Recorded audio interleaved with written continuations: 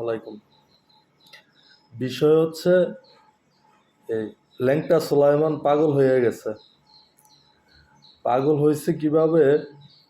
এই বিএনপির মহাসচিব মির্জা ফখরুল ইসলাম আলমগীর, তারপর সালাউদ্দিন আহমদ, তাদেরকে নিয়ে যখন ল্যাংটা সুলাইমান একের পর এক ভিডিও বানিয়ে যাচ্ছে, তখন তো তারা এটা দেশবাসীর কাছে অবশ্যই ক্লিয়ার করবে। এটা তো আর আওয়ামী লীগের যুগ না যে আওয়ামী লীগের নামে যে যেটা বলে যাব, আওয়ামী লীগ কোনো কাউন্টার দিব না, কারণ আওয়ামী লীগ তো ছিল স্বৈরাচার।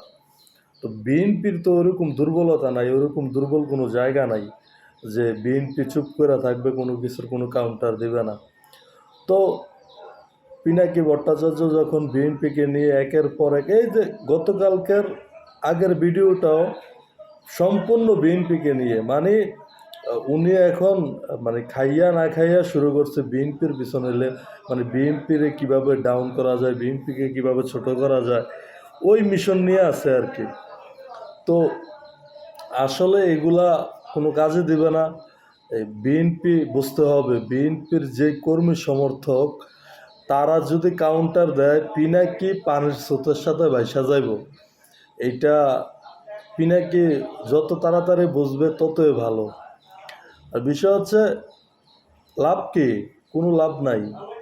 আপনি বিরোধিতা করলেও বিএনপি রাষ্ট্র ক্ষমতায় আসবে, আপনি না বিরোধিতা না করলেও বিএনপি রাষ্ট্র ক্ষমতায় আসবে। ওই যে আপনার কৃষ্ণরে বাঁচানোর জন্য যেভাবে উঠে পড়ে লাগছেন বিএনপির পিছনে, এটা পাবলিক বুঝে গেছে। বিএনপি সর্বপ্রথম করিডোর নিয়ে কথা বলছে, দেশবাসী বিএনপির সাথে আছে।